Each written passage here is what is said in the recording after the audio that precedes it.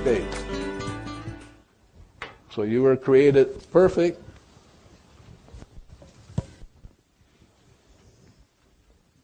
This is the zero state. This is cause. This is the effect.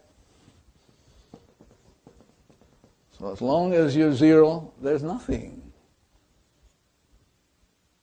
As long as you're zero instantly, Jesus says, seek ye first the kingdom, then inspiration will show up. Well, inspiration does what? You have your talents.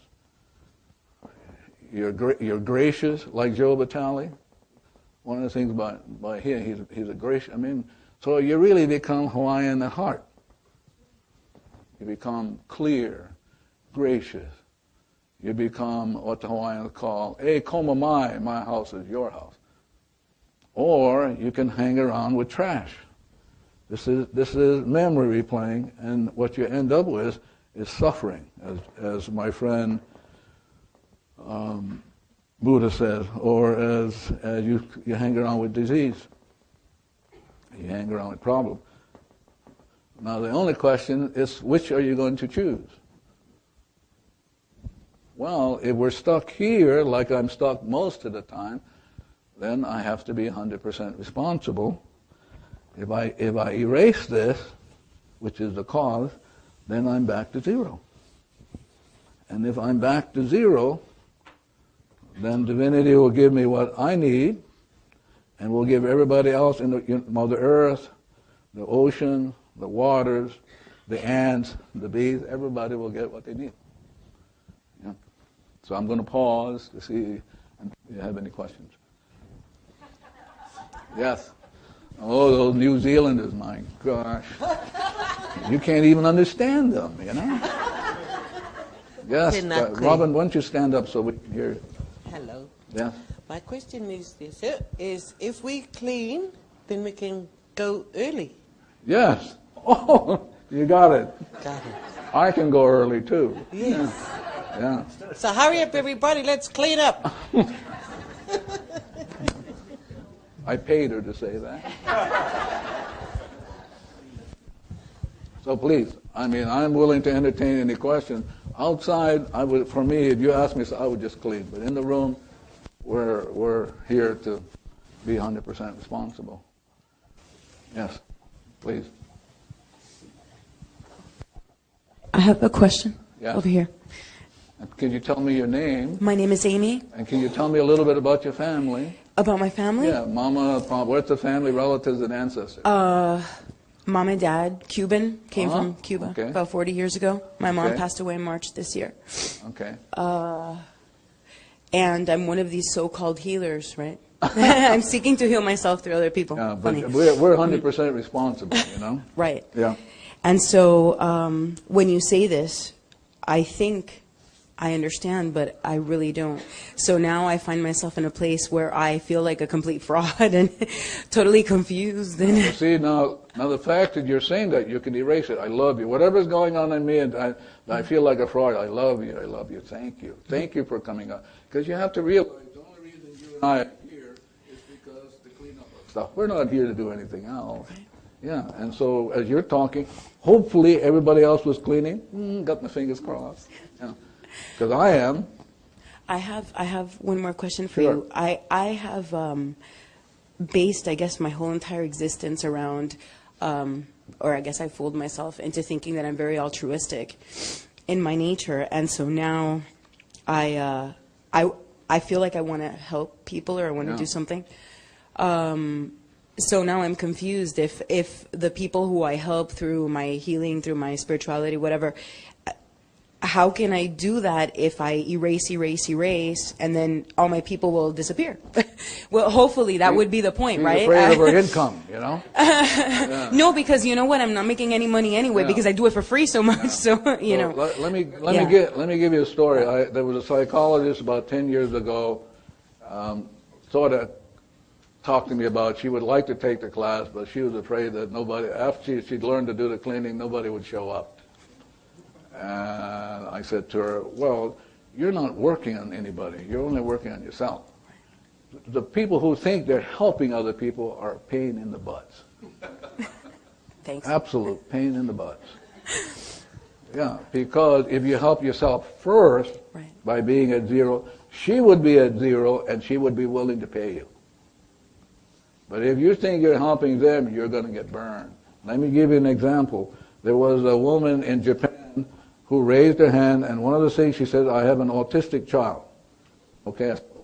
Now, throughout the class, the weekend, or occasionally she'd have a break, we'd have a break, and she'd come and talk to me, and she would say, can I do an energy work on you? So now I'm cleaning on that. Only divinity can do that. So I'm watching the cleaning, and what happened to her, she had an autistic child because of what she was doing. She was helping other people when in fact she should have been helping herself, and helping herself heal other people through her and get paid for it. Okay. So now my friend, Dr. Jarni Lee in Hilo, Hawaii, works only 3 days a week and travels a lot and makes a lot of money. I would have liked to have asked her for a commission, but I was slow on that. Yeah. But she makes all kinds of money being 100% responsible. Mm-hmm. Yeah. Okay. And that's something that you can do and get paid for doing. In other words, if you're willing to, if you have clients, if you're willing to work only on yourself, about them, you'll be fine. And you'll get paid. I would get paid. Why are you not getting paid? And I would quickly point out that the concern about making money is actually one of the things you want to clean, and that when it's gone, the money shows up. Shows up automatically. Yes. Tons. Yeah, I mean, tons. I have a client who I've had for 15 years. His income went from being kind of like 10, 20 million. Now he's worth $500 million. I keep saying to myself, I should have asked him for a commission on these things. Yeah. So, story is the data is only in you. And if you are willing to work only in the data in you, everybody else will be zero. In other words, if you're zero, everybody else will be zero. If you become inspiration, everybody else will. Everybody else will. How wonderful to know that. By healing, quotes, the memories in you, everybody else gets freed up and they can get whatever they came to do. Are we ready for a break, or am I too soon? Anybody else? Yes. Yes. Now you get to clean with this. Don't just sit there now. Hello, ladies. You get to clean with this. Oh, okay. Just thought I'd tell you that. Yes. Hi, everybody. My name is Marcia. I'm Brazilian. Dr. Len, I've read the book, and I have a question. My husband is very ill. And No. It's my garbage. Wait. Your husband is not ill. It's the data that's ill. Okay. The data in you and me and in them. Okay, but it's a little bit difficult for me to understand. When you say you have to clean, it means I have to say the words in the book, I love you, thank you, I'm sorry. Any of those will work.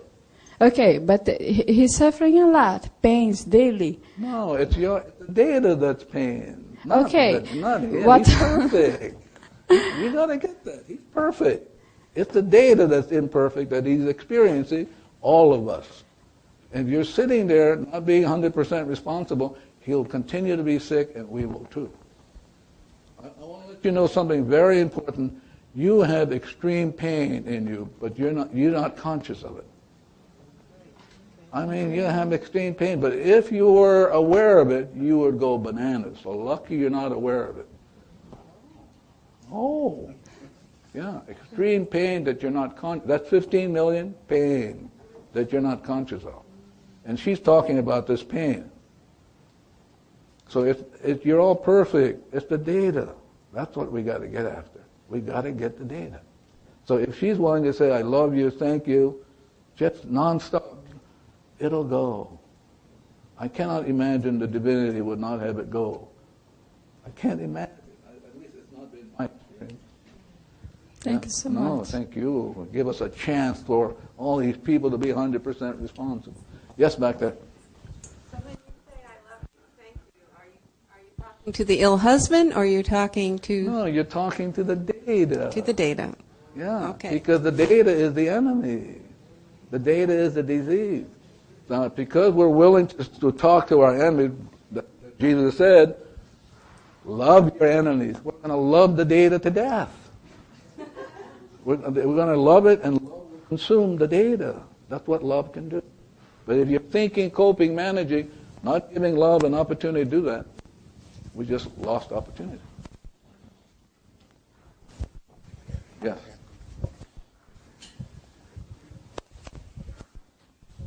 Now you can clean with this one, because this has to do with Alzheimer's. She may not know it, but behind it, I'm watching the Alzheimer's stuff come up.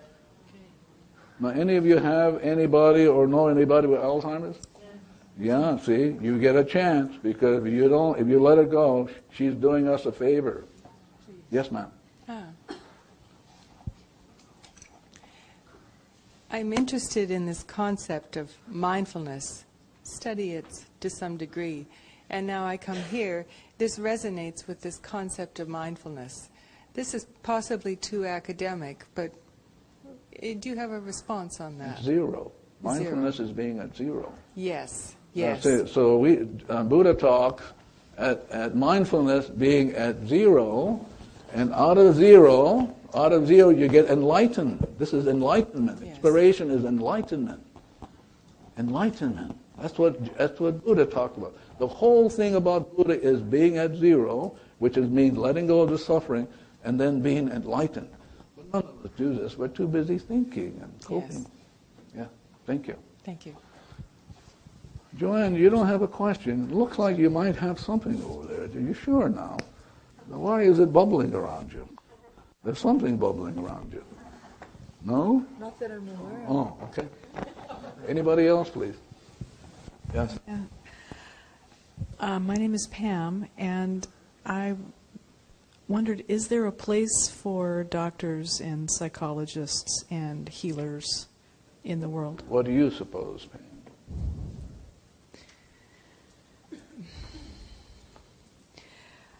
What would you do if you had a toothache? I'd go to a dentist. Yeah, me too.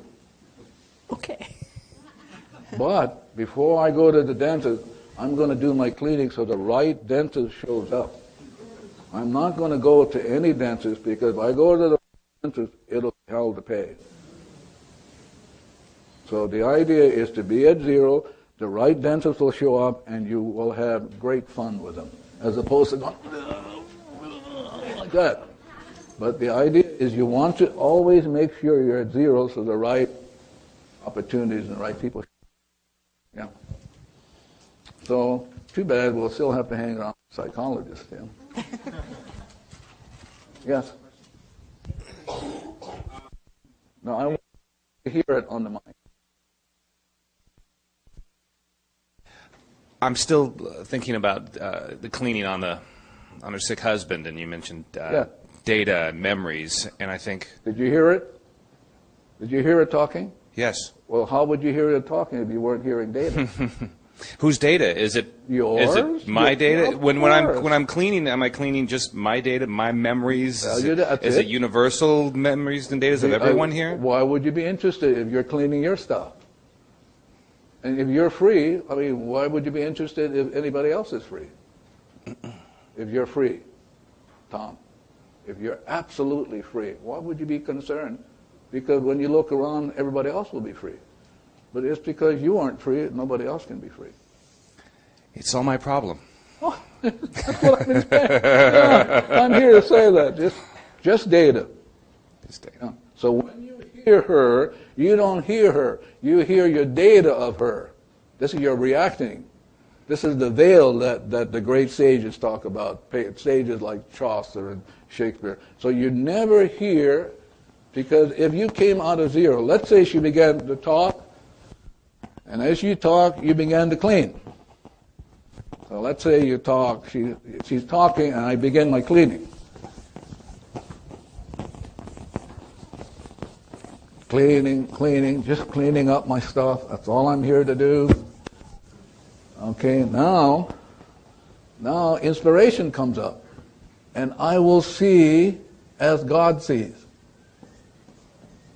I will hear as God hears. I will act as God acts, because I'm moved by inspiration. But I can't be moved if I'm into bullshit. Really. Most of the time, we're just stuck in the data. So now you get a choice. You get to see as God sees, or you get to see as trash. So when she's talking, I'm cleaning already, because she's giving me a chance. That's why I'm here. I'm here going, I'm going to hear stuff I should be cleaning on. But I've been working on you folks for the last, how many weeks, Joe?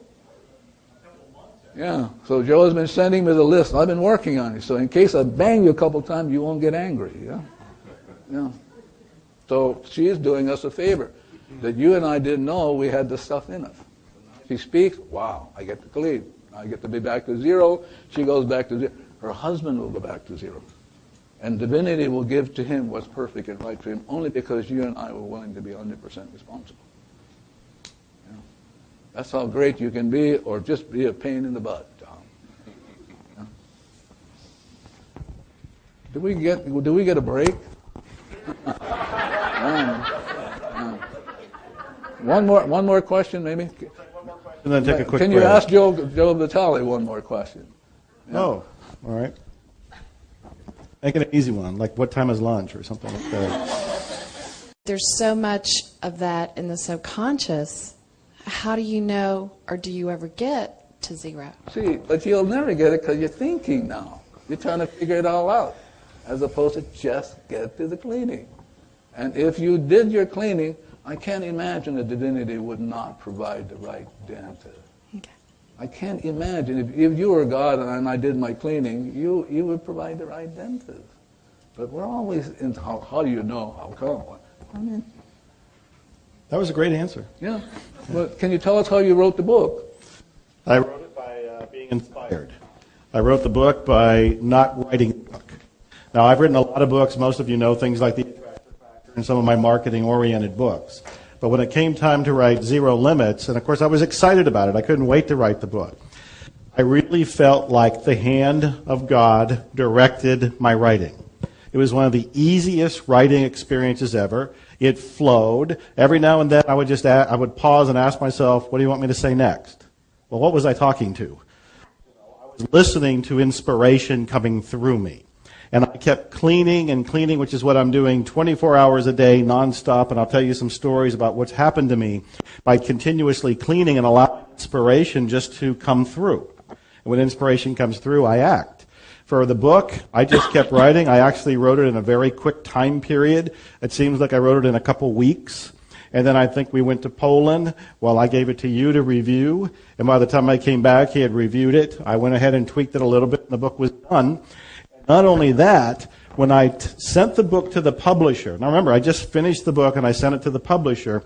That book was listed on Amazon as a pre-publication book. Because of the clearing, because of the energy that I was putting into this, because of an article that was an excerpt from the book, that book became an Amazon bestseller 6 months before it was published. Now, I tell you my part in it. So he sends it to me to look at. Well, there's no way I'm going to look at it. So I do my cleaning, and as I'm watching page after page, up to about 150, I heard Divinity say, put it away. This is done. Don't do any more. It's done. So I said to him, I'm done. And I thought he read it.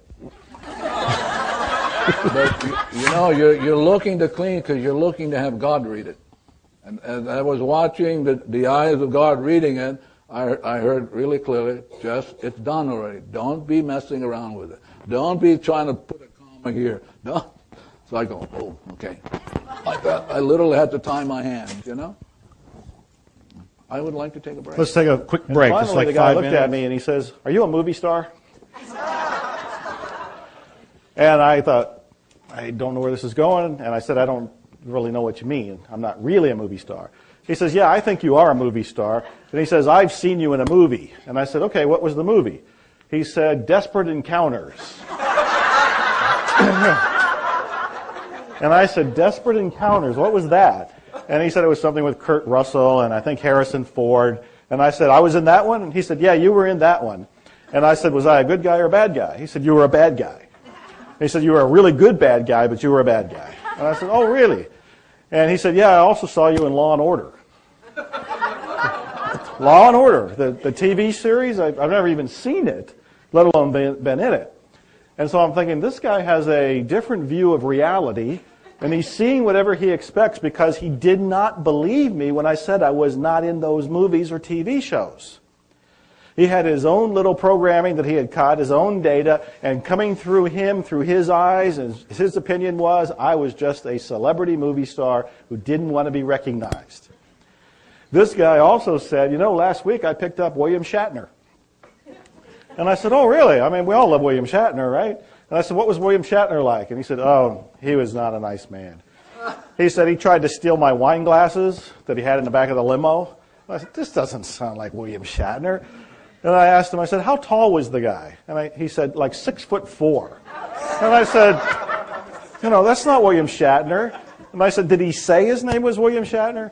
And the guy said, no, he said his name was Bill Archer. He said, but I know it was really William Shatner.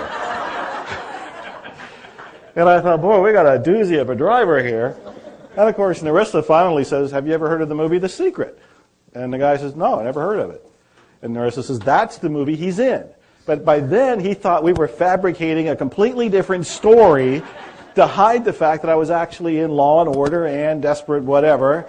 You know, this is the man who picked up Bill Archer, who thinks he's William Shatner. Bizarre. But in many ways, we're all doing that. In many ways, we're doing that. We're not doing it intentionally any more than he was doing it intentionally, but there is all of this data that's keeping us from being here. And that was playful data that makes a funny story, but it's still data. So what we're here to do today is to clean as much of that as possible. I have been doing nonstop cleaning to the best of my conscious ability ever since I took my first workshop with him, which is now, I think, 3 years ago. Mark would have to remind me. And for me, it is just saying, I love you, I'm sorry, please forgive me, and thank you, nonstop. It has become my new self-talk. Now, all of you know what self-talk is on some level. You're doing it even right now. That's more of the data that's barking in your ears. And if you listen to your self-talk, it is amazingly critical. And if your best friend talked to you like that, or any family member, you would kill them. But you're talking to yourself. At least the data is talking to yourself in there. And what I've been working on is to replace that negative self-talk with, I love you. I'm sorry, please forgive me, and thank you.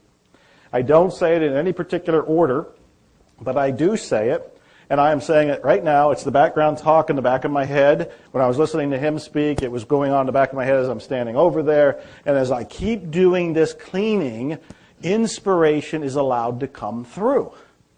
One of the examples that I want to give you that happened recently, that I don't even think I showed you, is I was in a fitness contest at one point, and I wasn't drinking any margaritas or anything like that everybody else was drinking, and I was out with friends, and all of them were having a margarita while I was having ice water, and the average of margarita has like 700 to 1,000 calories in it, so it was really off limits, and I was frustrated, and I hit my fist down, and I said, what we really need is a bodybuilder's margarita, a fitness margarita of some sort. Where was that coming from? Where was that coming from? So that idea was coming to me, and when these ideas come, I think they come by grace. They come by a gift. They're coming, I think, from the zero, from the divine, from God. They're coming as a gift. And in that particular moment, I originally said it as a jokingly frustrated moment. But Narissa pointed out that that's actually a good idea. I'm known to follow through on things pretty well, almost to a scary degree. And I now have Fit-A-Rita. And Fit-A-Rita is the world's first healthy margarita mix. This has 6 calories in it. It has no sugar in it. It has no carbs in it. You add a shot of tequila, 6 ounces of water, this, you mix it all up, and you have a healthy margarita. Now, the predictions are, I'm going to make a whole lot of money. Well, it sounds like money as I shake it, actually. I'm hearing money. This is coming from inspiration. It is not me being strategic. It is not me trying to plan out, how can I create some sort of product and I'm going to make millions of dollars when I sell it. That's not working for me. And in fact, I'm at this point, and I talked to Dr. Houlihan earlier, and I said, I no longer am creating the experiences in my life. I am agreeing to the experiences in my life. That is a dramatic difference. When I went on the Larry King show the first time, and some of you have heard this story, there were several people, Jack Canfield and James Ray and some other people that went on the show the same as me. And one of them slapped me on the back and said, man, I've been visualizing this moment for 6 years. And I said, oh, really? I've only been doing it for 2 weeks. And it was a playful little thing that I was doing with him, but the truth was I had never done it once. I had never tried to go on Larry King. I have never tried to visualize being on Larry King. That was never, ever one of my intentions. It came by grace. All of these things that have been happening to me recently, and there have been some amazing ones. I opened for Donald Trump in Chicago. They had actually called me 3 times wanting me to go and play. And I told them no the first 2 times because the inspiration in that moment said, you know what, they're not offering you what you really can get. Just say no. Now on one level, in the back of my head, I'm thinking, this is really kind of crazy. I'm being asked to speak on the same stage before Donald Trump, and Joe Vitale is saying no? Who am I? But something in me just said, say no. Said no. They call a second time. They really want me. They offer more money, say I can speak less, and I don't have to sell anything on the stage. And I still said no, because something inside of me that felt like inspiration, that felt like it was coming from the whiteboard, said, no, that's not right. It's not, just don't settle. Just hang in there.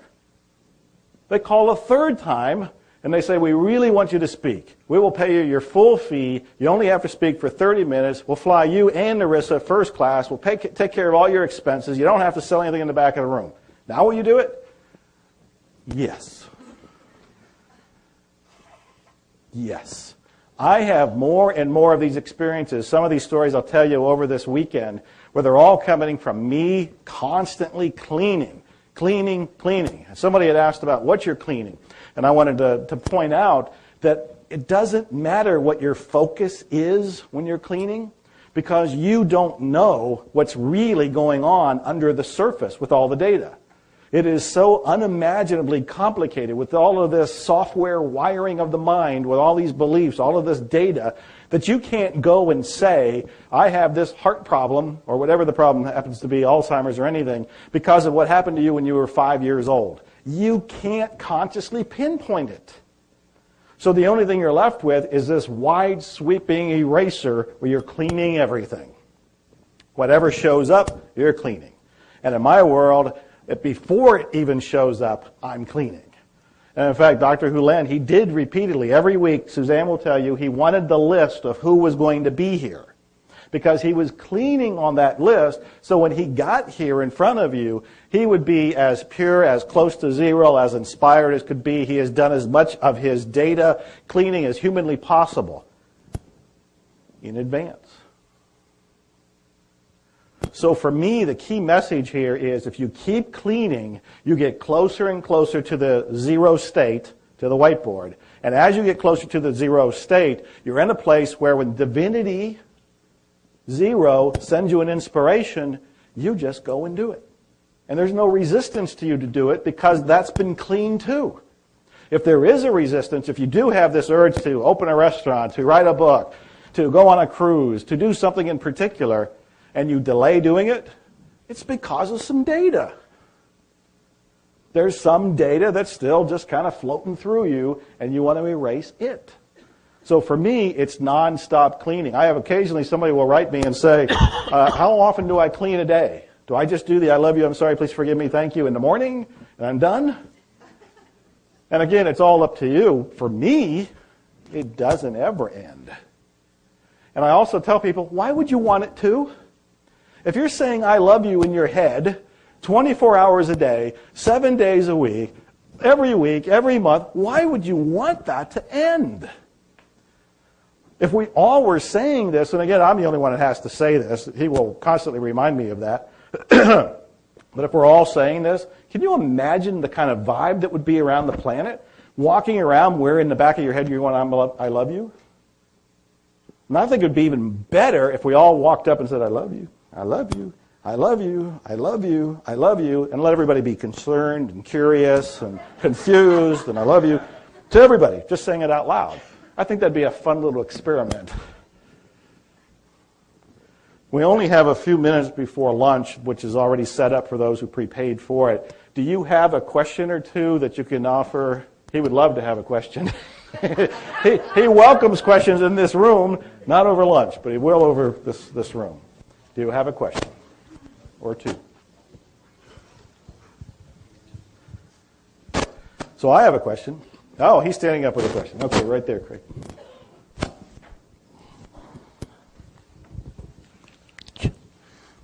Why did it make me angry being in this room in the last session? One more time, so they can hear it and clean it. I'm Jim. Yes. And I wondered, why was my reaction to the last section anger? I have no idea, but I hope somebody's cleaning. We know it's got to be data, but what data? Who knows? And who cares? Oh. Yeah.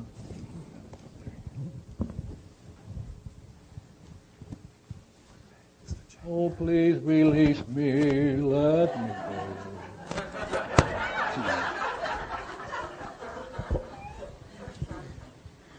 So a minute ago, Joe said, doesn't matter what the focus is as long as we're cleaning. Does there have to be a focus, or can we just be using it as a mantra? I love you, I forgive you, I'm sorry. That's sufficient. Okay, thank you. Yeah. See, what you have to know is I only show you the 15 million, but there are billions.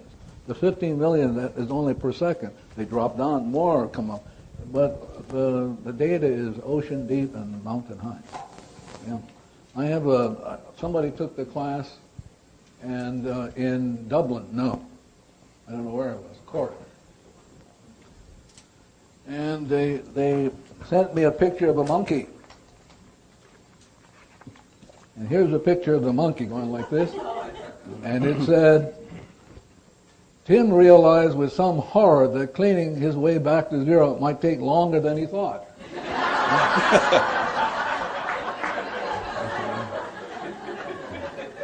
One more question, because I'm really hungry. Right here. Yes. I wanted to answer his question, sure. if I may. I had the good fortune of attending the first Zero Limits seminar at Lake Travis earlier this year, and I sat next to you at the first seminar. The guy stood up and said, "Why am I so angry?" So I don't know the answer, but I'd be glad to talk to you after the session if you'd like to talk about it. Yeah. Talk to him. Anybody? We got 2 minutes. Yes. You ever notice the same people ask questions? Yeah. Please don't feel insulted. I'm just saying that, you know? Yeah. I would like to know why other hospitals aren't trying this out. I mean, that's because they're like you. They are? Yeah. Okay. Well, I would try it. I know, but they're like you. Not me. I would do it. I wouldn't try it. I would just do it. Okay. See, right now at Hawaii State Hospital today, they have a lawsuit because now social workers and people like that are being beaten up on by patients. That's what happens when you don't take 100% responsibility. They'll beat up on you. That's what happens with women. They get beaten up on because they don't take 100% responsibility. I was giving a talk years ago to a group of women who are therapists. And I heard as I was cleaning, they're not going to invite you back again. I heard it even before I showed up. So it came around, and finally a question was asked. And the same question asked in Japan. I just got back from Japan. And the question is, how come women don't get more presidency of corporate America? Well, because they're not 100% responsible.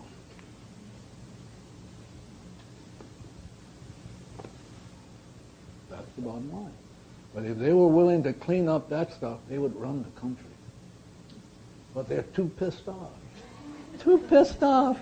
Yeah, they have activists or like that, but it doesn't clean up the act. Doesn't clean it up. I had a nurse at Hawaii State Hospital. She was always ticked off. Oh, I mean, she'd come to work and the whole ward would just go crazy with her on the ward.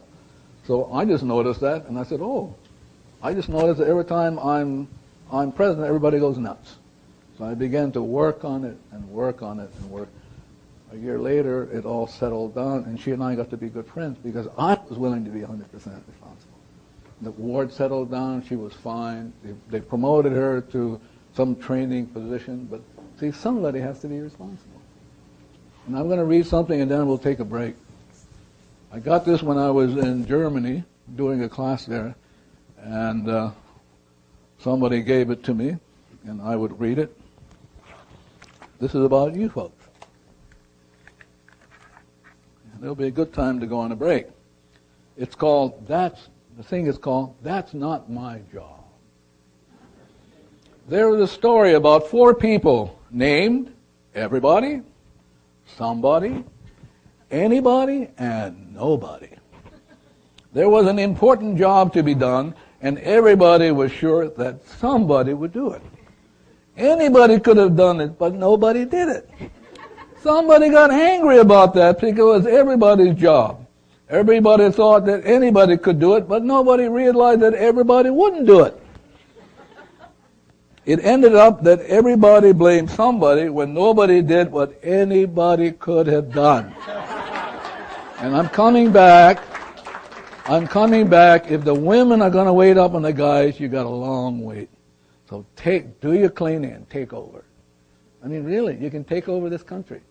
But you bitch and moan and groan, and it just goes on over and over. So if you get a chance to eat strawberries today, it will help with depression. Really. Strawberries, it will help with cleaning up depression. Because that's the problem that women have. They just feel down and out because they never get a chance. But I'm saying to you, the best way to go is don't be bitchy. Just clean it up, and you'll be fine. Because if you're waiting up on us,